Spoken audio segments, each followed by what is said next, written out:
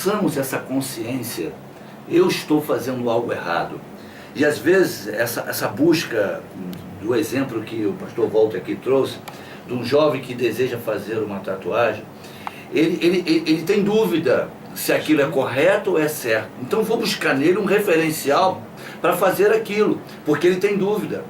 Então todos nós temos dentro de nós consciência do que é bom, do que é errado, ou do que é errado, do que é certo, do que é errado. Então nós precisamos entender isso. E essa balança, que se chama consciência, que Deus coloca em nós, que dá esse equilíbrio, é colocado por Deus. E ela vai ficar aferida pelo Espírito Santo. Quanto mais comunhão você tiver, quanto mais contato com a palavra, como disse aqui o pastor Mauro, mais você vai ter consciência do erro, do pecado, do que é certo, do que é errado. Todo ser humano tem isso.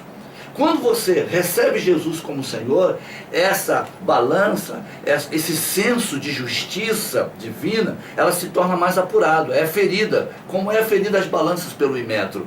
Então é muito importante nós termos isso e alcançarmos esse desejo de tudo aquilo que está errado, confessarmos. A Bíblia fala aqui, olha, esse homem está doente, olha, se está alguém entre vós doente, Tiago capítulo 5, verso 14, chama os presbíteros da igreja e orem sobre ele, ungindo com azeite em nome do Senhor. E a oração da fé salvará o doente, e o Senhor o levantará. E se houver cometido pecados, ser-lhe-ão perdoados.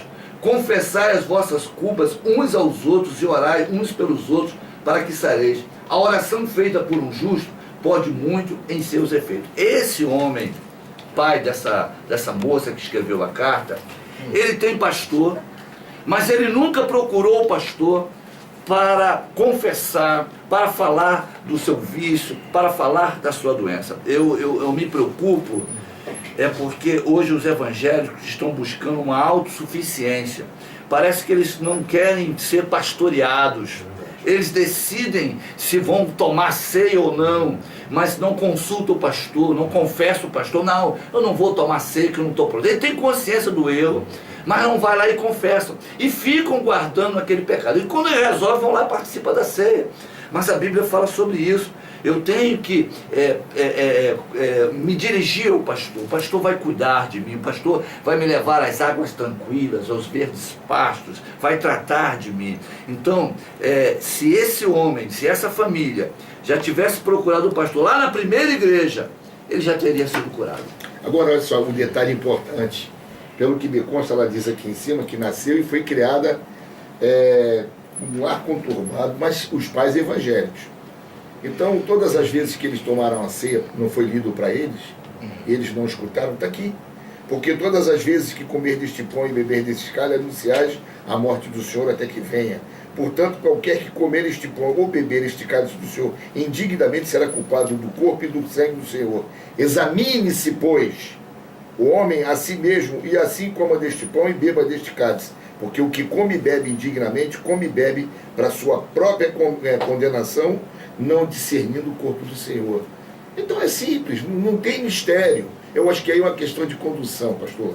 Muito bem, já ficou bem definida essa questão aqui, então, do pecado em relação à bebida, não só a bebida, porque muitas pessoas também participando aqui no Facebook fazendo comparações.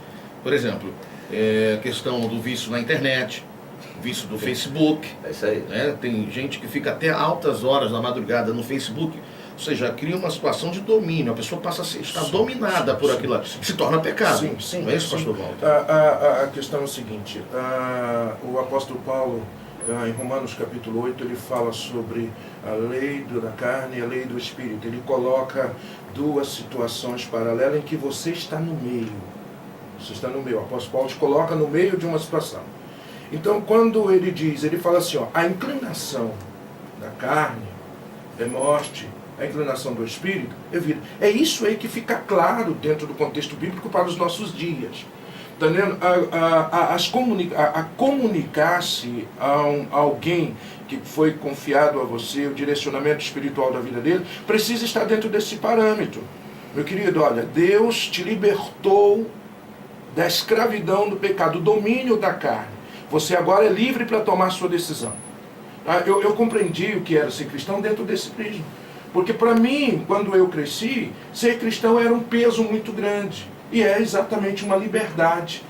Por isso que Deus, se o Filho do Homem vos libertar, verdadeiramente sereis livres. O que é liberdade? Liberdade é capacidade para poder decidir e saber as consequências que vão receber. Ainda que eu andasse pelo vale da sombra da morte, não temeria mal algum. Sou livre. Eu sou livre, não tem discernimento. Quando é que Deus te colocou livre? Quando Jesus Cristo morreu na cruz e te libertou da escravidão do pecado e falou assim: meu filho, você agora é livre. Livre para quê, Deus? Para tomar a sua própria decisão e escolher qual é o caminho que você quer ir. Então eu sou livre. Então as pessoas, ela tem uma distorção realmente quanto à questão cristã. É o seguinte: eu saí das trevas, agora estou na luz. Então parece que há dois partidos, mas você está no meio, você que decide. Então o que define um cristão? Quando nele é gerado pela palavra de Deus a liberdade de escolher, assumindo aquilo que virá depois da sua escolha. Porque o maior poder que Deus deu ao homem foi o poder de optar, de escolher. Né? Isso está explícito lá no Jardim do Éden, que colocou a árvore lá do conhecimento do bem e do mal, foi o próprio Deus. Ele que colocou, e ele não colocou espinho nela, não cercou de arame, não colocou ela feia, horrível. A Bíblia diz que a mulher olhou e percebeu que era desejável, era bonita, como todas as outras. Então, a gente ainda tinha frutos. Ainda tinha frutos desejáveis, agradáveis, segundo a opinião de Eva. Então, o que acontece? Eu me converti realmente, depois de tantos anos na igreja como filho de pastor, quando eu entendi isso. Aonde é que realmente Jesus Cristo me colocou? Ele me colocou entre optar por viver no Espírito, a vontade de Deus, e optar por viver na direção da carne. Quando alguém se coloca num vício, ele se entregou à carne, tá entendendo? E distanciou, e a Bíblia diz que isso gera morte. Aí, dentro do Novo Testamento, se constitui pecado. Pecado que por colocar o templo do Espírito Santo em destruição, colocar em primeira instância na minha vida o meu próprio desejo, não desejar morrer pela causa nobre de Deus. Então isso é que é definido como pecado no Novo Testamento. Você está entendendo? Então eu estou num corredor onde o diabo joga migalhas para mim no meu caminho e o Espírito Santo está me chamando: vem para cá, meu filho. Isso aí. Ande comigo. E o diabo fala assim: olha, mas você tem desejos que eu sei que você gosta. Vem para cá. E eu vou naquela estrada. Não. Eu amo ao Senhor. Eu quero o Senhor. Eu quero ser cheio. Eu me jogo nos braços do Espírito Santo. E cada vez que eu vou me embriagando do Espírito Santo, cada vez mais a carne vai morrendo. Mortificação da carne. Mortificação. E é onde esse é o processo. Pastor Walter, livre para viver em santidade. O cristianismo é um processo. O cristianismo é um processo. Olha, veja bem, pastor, é uma coisa complicada. Porque nós temos situações de vida corretas. Pastor Nelson tem, por exemplo, uma só esposa. Eu também só tenho uma só esposa. Pastor Walter também. Nós temos filhos que nos dedicamos. Eu também, né? Você esqueceu. Você falou que eu esqueci do senhor da última vez. Que nos dedicamos, não é isso? E que temos verdadeira paixão. Eu, por exemplo, eu sou viciado, então. Eu amo por demais a minha esposa. Isso é bom. Cuido demais dos meus filhos, mesmo depois de casados. Isso também, que meu pai dizia que água demais mata a planta. E de menos também mata. Então, quer dizer, é uma situação que nós precisamos entender, a conviver com a nossa condição carnal. É preciso que haja realmente um discernimento, que nós tenhamos cuidados. Porque nós não estamos livres, mesmo sendo pastores, mesmo sendo pessoas conhecedoras, né, do Evangelho, nós não estamos livres disso. Muito bem, olha a nossa pesquisa. Você conhece alguém que serve a Deus, mas vive no pecado? 2678-1180.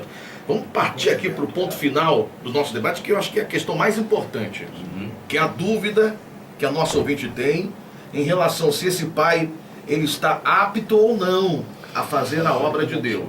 Essa é a principal dúvida aqui colocada. Nós falamos aqui sobre o pecado a título de esclarecer essa questão do pecado. Mas vamos aqui para a dúvida principal. Um obreiro, quais são as qualidades, né, os atributos de alguém para fazer a obra de Deus? Pastor Nelson, Pastor Walter, Pastor Mauro, fiquem à vontade aí. Olha aqui. No caso aqui do nosso ouvinte aqui, ele está apto a fazer a obra, Pastor Nelson? 1 Timóteo 5,8. Mas se alguém não tem cuidado dos seus, e principalmente dos da sua família, negou a fé e é pior do que um infiel. Eu acredito que a primeira coisa que um pastor observa um homem, uma mulher, um irmão, uma irmã, para assumir um cargo, uma responsabilidade dentro da igreja, é como ele cuida da casa, como ele cuida da sua família, como ele cuida de si mesmo.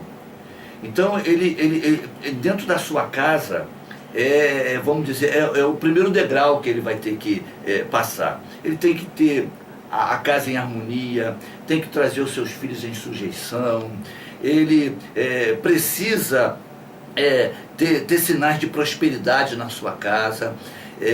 Essa liderança não tem o conhecimento desse vício, dessa doença que ele convive já há muitos anos. Então, ao tomar conhecimento que ele tem essa doença, por certo ele não será consagrado, não será um obreiro.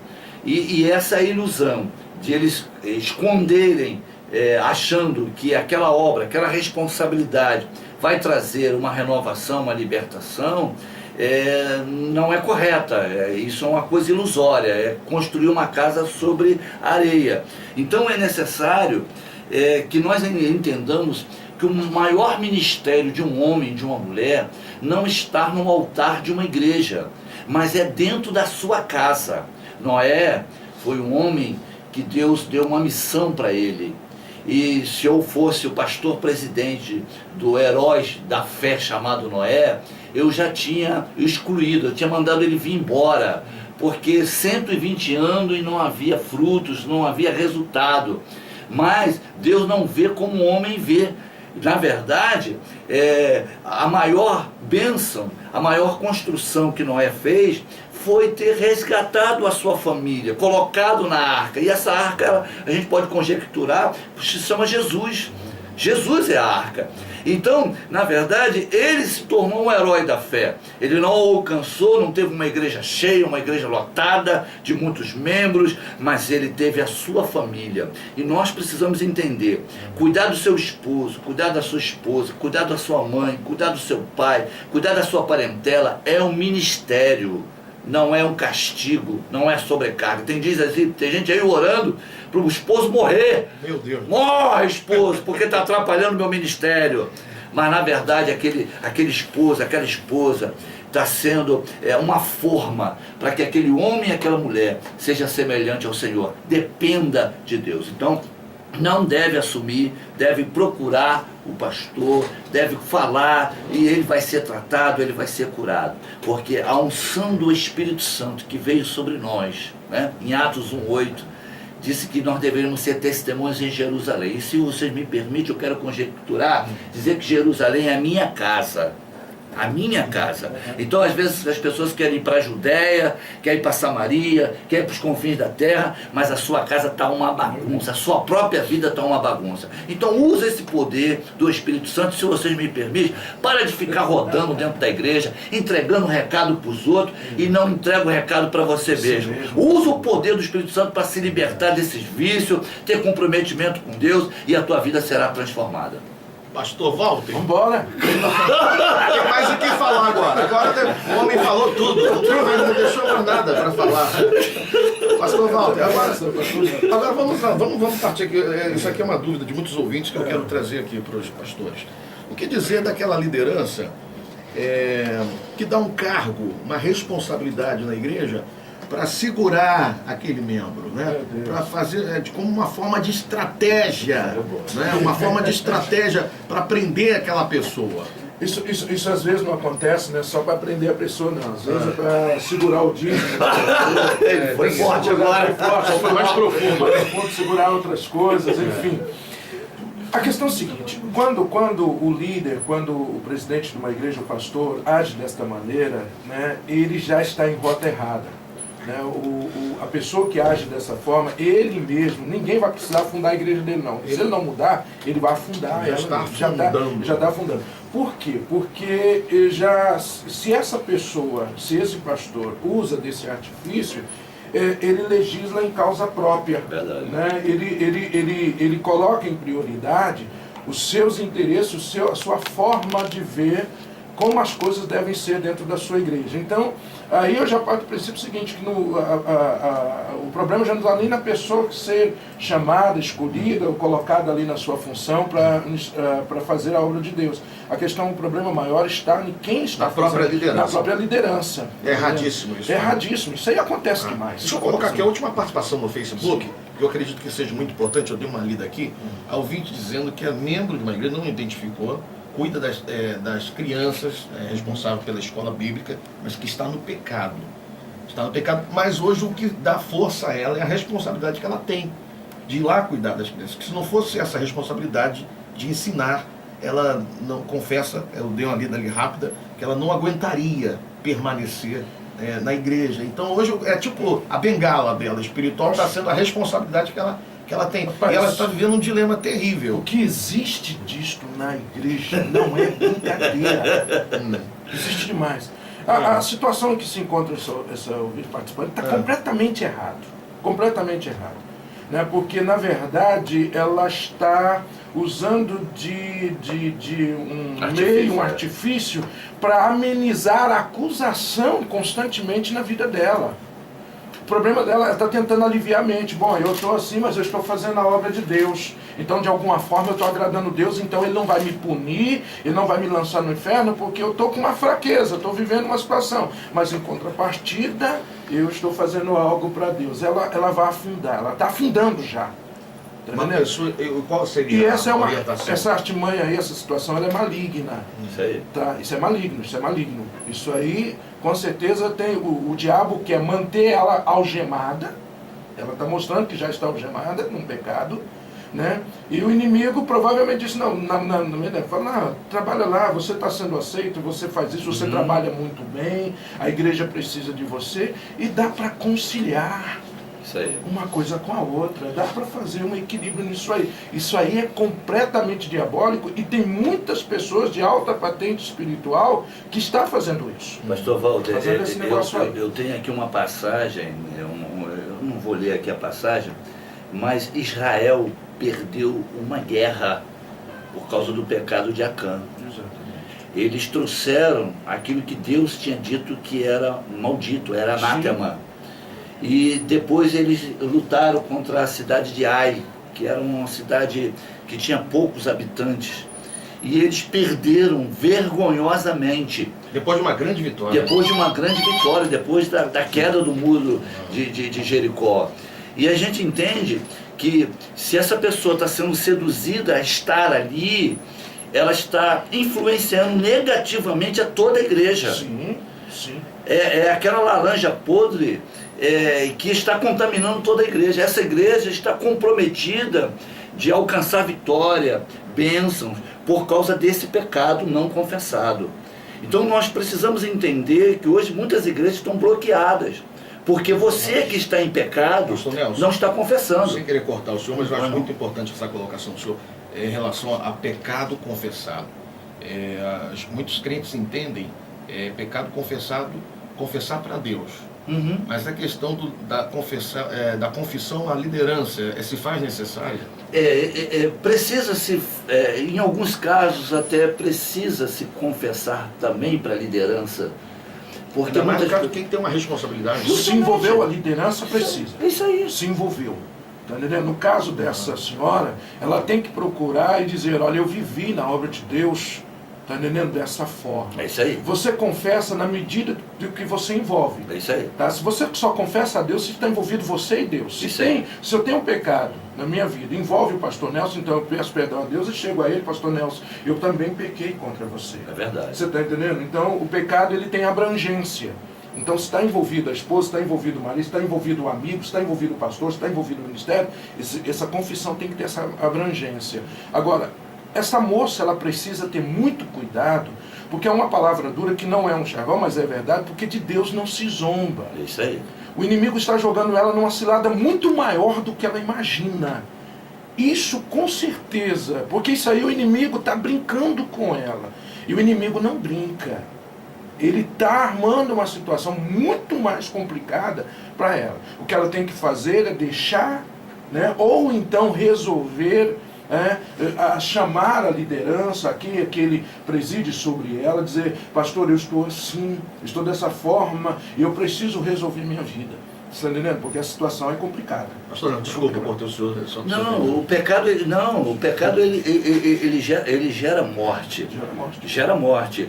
E o pastor Mauro, ele leu em 1 Coríntios, existem 3 estágios. O primeiro estágio, a pessoa se sente enfraquecida. A segundo estágio, ela começa a ficar doente. E o terceiro estágio é a morte. Então muitas pessoas às vezes vão se deixando contaminar, se deixando influenciada e acabam, na verdade, mortas, e ela já saiu da igreja e nem se percebe. Nem se percebe. Então nós precisamos trazer cura. Dobra os seus joelhos, arrepende os seus pecados, porque tem crédito na tua conta. E tem que sair da responsabilidade. Justamente, tem que sair da responsabilidade, sofrer talvez uma disciplina, porque a disciplina não é castigo, não é vergonha. Disciplina para quem é amado de Deus. Às vezes as pessoas têm uma ideia, o pastor Walter está chamando você lá no gabinete, pastor Nel, o que eu fiz, Não, é bênção para a tua vida. Só é considerado o filho amado o filho que sofre disciplina. O filho bastardo não sofre disciplina. E quem não errou? E quem não está sujeito a errar? Então nós não somos perfeitos, nós estamos caminhando para a perfeição. E isso é de glória em glória, isso é santidade, nós temos que buscar uma vida de santidade. Então todo mundo precisa de pastor, até os pastores precisam de pastor, nós precisamos. Então é necessário assumirmos um compromisso com Deus. Não tem ninguém perfeito, existem pessoas que estão sendo aperfeiçoadas pelo poder de Deus. Vamos ao resultado da pesquisa. Pesquisa de hoje, resultado, pesquisa Fernanda Fernandes. Alô, Fernanda. Bom dia, resultado da pesquisa.